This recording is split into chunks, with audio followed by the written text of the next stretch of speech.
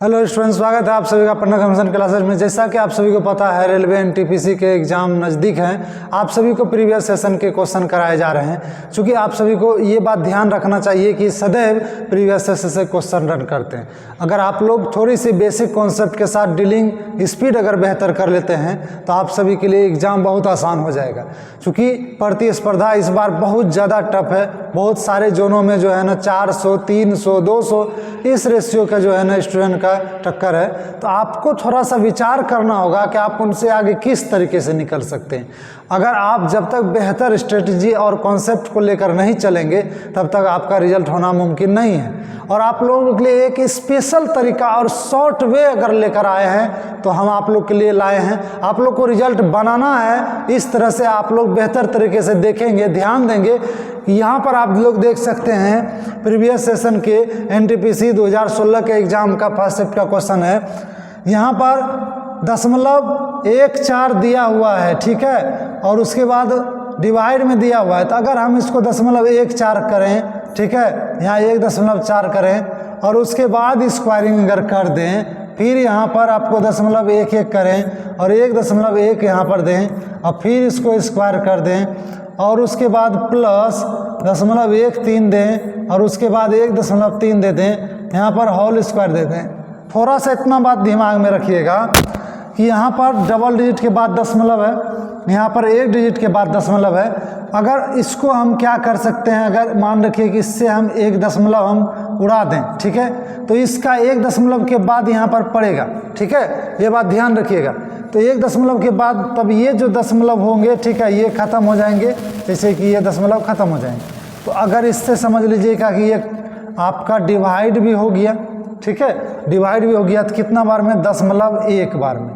तो यहाँ पर अगर हम स्क्वायर दे सकते हैं, ठीक है, उसके बाद माइनस यहाँ भी दशमलव, अगर इससे इसको करेंगे डिवाइड तो कितना बार में होगा, 1 बार में। यहाँ भी स्क्वायर दे सकते हैं, प्लस इससे भी डिवाइड होगा, ये कितना बार में, 1 बार में, यानी 0.1 आपको कर दीजिए स्क्वायर। अब यहाँ पे देखिए सेम टू सेम, यहाँ पर 0.1 का स्क्वायर माइनस 0.1 का स्क्वायर, ये क्या हो जाएगा, घट जाएगा, ठीक है, क्योंकि प्लस माइनस में इसका स्क्वायर हो जाएगा 0.01। 0.01 आपका ऑप्शन नंबर डी में है। ध्यान दीजिएगा ऐसे सवालों में, ठीक है। नेक्स्ट सवाल क्या कर रहा है, कोई भी आपको अगर डाटा का रेंज ज्ञात करना हो तो रेंज कहलाता है, ठीक है, रेंज यानी कि आपका जो उच्चतम है, ठीक है, उच्चतम जो वैल्यू है या उच्चतम मान माइनस निम्नतम मान, ठीक है। अगर यहाँ पर हम बोल देंगे रेंज, सबसे बड़ा वैल्यू क्या है, सबसे बड़ा वैल्यू 8 है, सबसे छोटा वैल्यू कितना है, 1 है। अगर 8 में 1 घटाएंगे तो कितना हो जाएगा, 7 हो जाएगा रेंज आपका। नेक्स्ट क्या है, यहाँ पर ध्यान दीजिएगा 64 गुना 5⁴ है माइनस 5⁴ इंटू 16 यानी 16। अच्छा, दोनों में से कॉमन क्या है, ठीक है, कॉमन है, इससे आप कॉमन ले सकते हैं, 16 भी ले सकते हैं, ठीक है।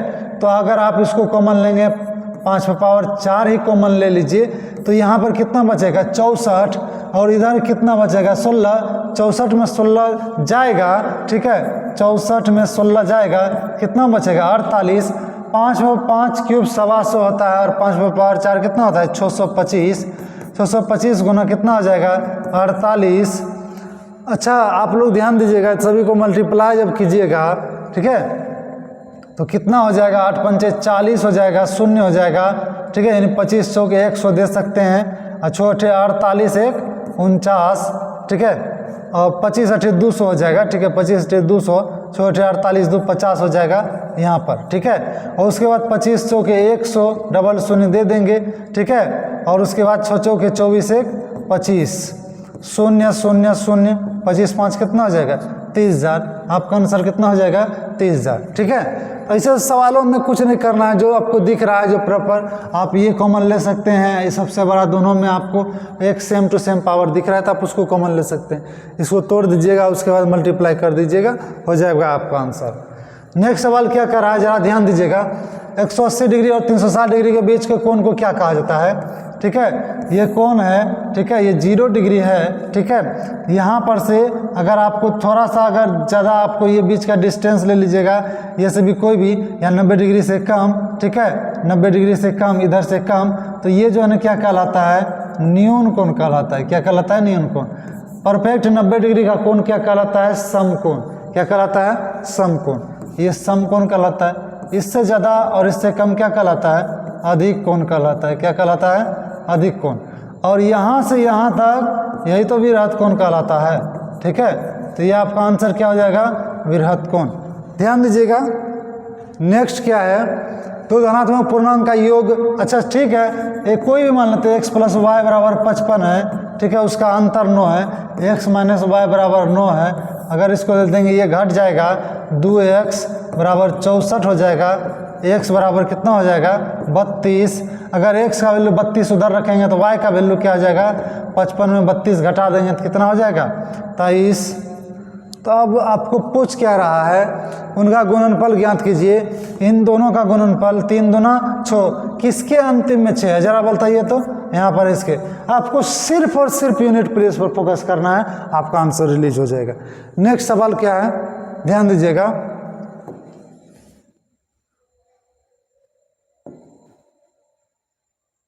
यहाँ पर नेक्स्ट सवाल है आप लोग का, ध्यान दीजिएगा। P बराबर -4 है और Q बराबर -6 है। तो दोनों का वैल्यू अगर दिया हुआ है तो आप इस फॉर्म को निकाल सकते हैं। P - 2Q का होल स्क्वायर कर दीजिएगा। तो P का वैल्यू कितना? -4 रखेंगे। Q का वैल्यू है -6, -2 है, और इसका Q का वैल्यू -6, इसका स्क्वायर कर देंगे। अच्छा, माइनस माइनस क्या होता है? प्लस। 6 दूना 12 में 4 गया, कितना हो जाएगा? 8, और 8 स्क्वायर कितना हो जाएगा? 64। आप कर सकते हैं -4 माइनस माइनस प्लस, 6 दूनी 12, ये स्क्वायर। 12 में 4 गया, कितना बचा? 8। 8 का स्क्वायर कितना हो जाएगा? 64। नेक्स्ट क्या है? यार देखें, केवल एक काम को 20 दिन में कर सकते हैं। यदि के अकेला एक काम को 60 दिन में करे, ठीक है, K + L कितना दिन में? 20 दिन। और उसके बाद K अकेला कितना दिन? ठीक है, K अकेला कितना दिन? 60 दिन। ठीक है, आपको पता है कार्य का उल्टा क्या होता है? समय। ठीक है, तो अगर कितना दिन में काम कर देता है? 20 दिन में करता है। तो अगर यहाँ पर समय दिया हुआ है तो समय का उल्टा क्या हो गया? कार्य। आप दोनों में से किसी को भी ले सकते हैं, समय का उल्टा कार्य, कार्य का उल्टा समय। ठीक है, तो यहाँ पर आपको 20 दिन दे रहा है, यानी कि ये समय दिया हुआ है, तो समय और यहाँ पर कार्य। ठीक है, तो कार्य इसका क्या हो जाएगा? 60 को यहाँ पर रखिए, ठीक है, और 20 को यहाँ पर रखिए।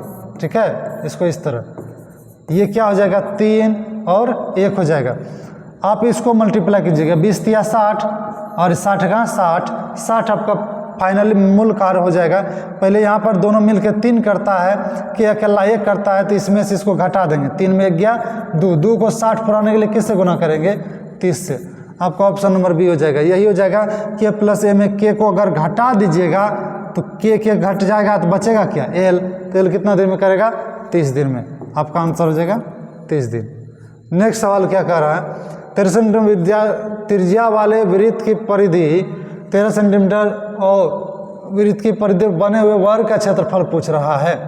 ठीक है, अब यहाँ पे आपको ध्यान देना है, ये वर्ग है, ठीक है, और ये आपका व्यास हो गया, त्रिज्या आधा त्रिज्या कितना सेंटीमीटर? 13 सेंटीमीटर। कितना सेंटीमीटर? 13 सेंटीमीटर। तो अगर इस पर वर्ग बनाना है तो वर्ग कैसे बनेगा? ऐसे ऐसे ऐसे ऐसे, लगभग ये वर्ग बनेगा। ठीक है, ध्यान दीजिएगा। तो यहाँ पर 13 आधा है त्रिज्या, तो पूरा व्यास कितना होगा? 13 टोटल मिला के 26।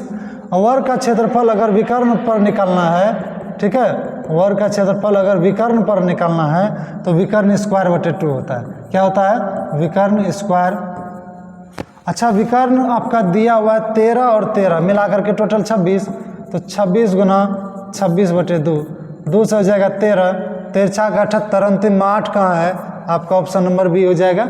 ठीक है, यानी कि 3 × 6 = 18, अंतिम में 8 किस में? ये सिर्फ देखना है किसके अंत में वो डिजिट आ रहा है। आपका आंसर इतना क्विक बनेगा, इतना क्विक बनेगा, कहने का बात नहीं है। ठीक है, एग्जाम में आप लोग को बेहतर तरीके से डील करना है। एक आयत जिसका विकर्ण 15 मीटर और चौड़ाई 9 मीटर है का क्षेत्रफल। अब कोई भी अगर आयत ले लिया जाए तो आयत का अगर विकर्ण दिया रहे, ठीक है, कितना है 15।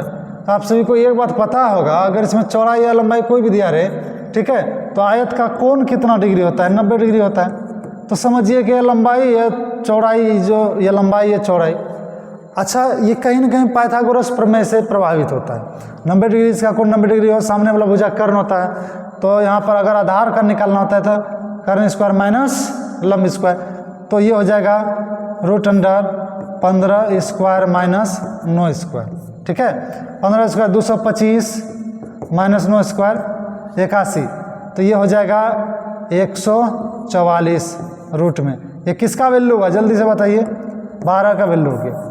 आपको पता है आयत का क्षेत्रफल क्या होता है, लंबाई गुना चौड़ाई। 9 है यहाँ 12 है, तो 12 नमा 108, ठीक है, यह आयत का क्षेत्रफल हो जाएगा। सिंपल सब सवाल है, ठीक है। एक वस्तु 22% हानि पर, अच्छा आप ही बताइए 100% कोई भी वस्तु का मूल्य होता है, 22% हानि तो कितना परसेंट होगा, 78%। 78% बराबर, ठीक है, 7020। अच्छा ये किससे डिवाइड होगा, 13 से। 13 छाके 78, 13 पचे 65, 5 13 चौके 52 और 0, तो 6 से 6 नमा 54, यानी 1% का वैल्यू इधर पूरा पूरी कट गया तो नहीं कुछ, तो कितना हो चाहिए 1% का वैल्यू 90 है। वस्तु का क्रय मूल्य तो 100% का वैल्यू बताइए जल्दी से, तो 9000 हो जाएगा। 9000 आपका आंसर हो जाएगा ऑप्शन नंबर बी। सिंपल सब सवाल पूछता है एनटीपीसी में, ठीक है, आपको ये ध्यान रखना है। नेक्स्ट सवाल क्या हुआ, छोटी छोटी संख्या ज्ञात कीजिए।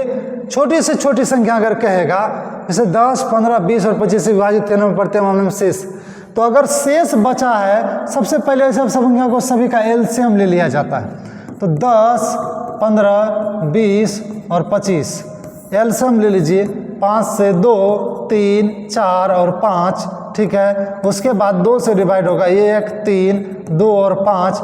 अब ये किसी से डिवाइड नहीं होगा, तो 5 दूनी 10, 10 तिया 30, 30 दूना 60 और 60 पंजे कितना हो गया 300। एलसीएम 300 और शेष कितना बचना चाहिए 3, तो आंसर हो जाएगा 303। ये शेष आप इसमें जोड़ दीजिएगा, ठीक है, एलसीएम लेकर के।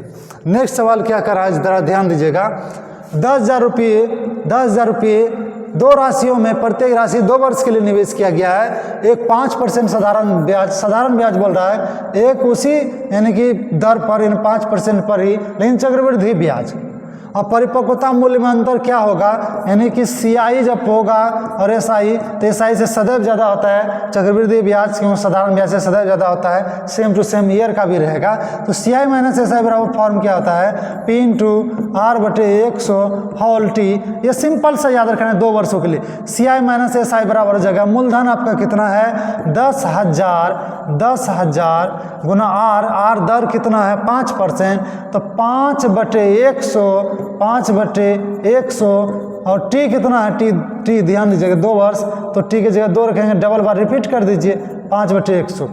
2 शून्य 2 शून्य 4 शून्य खत्म हो जाएगा, बचे कितना हो जाएगा 25। ये आपका इसके बीच का डिफरेंस कितना हो जाएगा 25 हो जाएगा, ठीक है। नेक्स्ट क्या है ध्यान दीजिएगा, 33.33 है और ये दशमलव। देखिए ये जो आपको ध्यान रखना है कि सभी जोड़ वाले जो पद है ना, पहले उसको जोड़ दीजिए, और जो घटाव वाला पद है पहले उसको जोड़ दीजिए।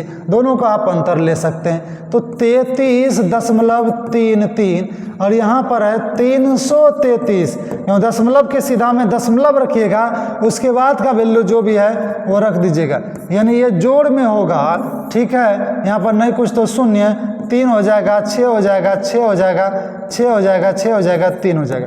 अच्छा यहाँ पर है, फिर इसको लीजिएगा दशमलव 03, वहाँ पर क्या है 3.33। अगर इसको जोड़िएगा, ठीक है, ये दोनों घाटा में है, तो 3 3 6 हो जाएगा, 3 और 3 3.36, ठीक है। अब ध्यान दीजिएगा ऐसे सवालों में, तो यहाँ पर आपको करना कुछ नहीं है, ठीक है, करना कुछ नहीं है, ये घाटा में है, ठीक है। तो घटा में इसको घटा दीजिएगा, तो यहाँ पे 1 शून्य बैठा दीजिए। फाइनली 3 में 0 गया 3, 6 गया 0, 6 में 3 गया 3, 6 में 3 गया 3, 6 बच गया 3, 363.303, यह आपका ऑप्शन नंबर बी हो जाएगा। या तो आप क्या कर सकते हैं, इसमें इसको घटा दीजिए, इसमें इसको घटा दीजिए, ठीक है, दोनों को फिर जोड़ दीजिए, आपका आंसर वही आएगा। ठीक है, नेक्स्ट क्या है सवाल, ज़रा ध्यान दीजिएगा। नेक्स्ट सवाल क्या कह रहा है, आपका 5x + y दिया हुआ है, 5x + y बराबर 44 दिया हुआ है। फिर वहाँ पर देख सकते हैं y - 6x है, तो हम यहाँ पर कर देंगे y + -6x, उल्टा दिए, x के सीधा में x रख देंगे, -11। अच्छा एक बात बताइएगा, y यहाँ पर आपको दिख रहा है, ठीक है, तो ऊपर में ही माइनस कर दीजिए, ये माइनस कर दिए, ठीक है, तो y क्या हो जाएगा, खत्म हो जाएगा, y क्या हो जाएगा, घट जाएगा, -6 5 -11x बराबर -44 -11 -55। क्या 11 से ही कटेगा, 11 से कटेगा कितना बार में, 5 बार में। x का वैल्यू 5 है, तो y का वैल्यू अगर आपको पूछ रहा है तो यहाँ पर किसी पर भी आप बैठाइएगा, ठीक है, तो यहाँ पर जैसे है x का वैल्यू 5 रखिए, 6 पंचे 30, माइनस में उधर जाएगा तो प्लस में 30 होगा, +30 में 11 घटा दीजिएगा तो आपका आंसर हो जाएगा 19। तो यहाँ पर x का वैल्यू निकला 5, किसका वैल्यू, x का वैल्यू 5। अब आपको अगर लास्ट वाली चीज़ों को ध्यान रखेंगे तब आपको आसानी से आंसर निकल जाएगा कि आपको y को बचा के रखना है और x को घटाना है। चलो ध्यान दीजिएगा, फिर 5x + y बराबर 44 है, ठीक है, -6x और +y बराबर -11 है, y को रहने दीजिए, ठीक है, और इसका -6 से इसको गुना कर दीजिए, इसका 5 से इसको गुना कर दीजिए, तो फाइनली हो जाएगा -30x -6y, ठीक है, और बराबर हो जाएगा 44 × 6 कितना हो जाएगा, सोचे 24 2 हो जाएगा, 24 2 26 -264, नीचे 5 से गुना कीजिएगा -30x और उसके बाद 5y, ठीक है, और उसके बाद हो जाएगा क्या, यहाँ पर ध्यान दीजिएगा 11 × 5 = 55, ठीक है। ये घटाने पर चूँकि यहाँ पर तो आपको चिन्ह सेम ही हो जाता है, तो घटा घटा ये प्लस हो जाएगा, ये ख़त्म हो जाएगा, -6 5 -11y बराबर, इसमें इसको घटाइएगा, 14 में 5 गया 9 बचेगा, ठीक है, 5 में 5 गया कितना बचेगा, 5 में 5 गया 0 बचेगा और 2 बचेगा, 11 से 209 कितना बार में खाएगा, 19 बार में खाएगा, तो y का वैल्यू 19 हो जाएगा, ठीक है। अब बात आता है कि आप दोनों में से कोई भी करेंगे, प्रोसीजर थोड़ी से ये भी सस्ते पड़ेंगे वो भी सस्ते पड़ेंगे, लेकिन ऐसे ऐसे सवालों को बड़े आसानी से निकाल सकते हैं। ये आप लोग का एनटीपीसी में पूछा गया सवाल था, क्योंकि प्रीवियस सेशन में रिपीट क्वेश्चन हो रहे हैं, इसलिए आप सभी के लिए प्रीवियस सेशन का क्वेश्चन देखना बहुत ज़रूरी है ताकि आप लोग को इसका फ़ायदा मिल सके। धन्यवाद।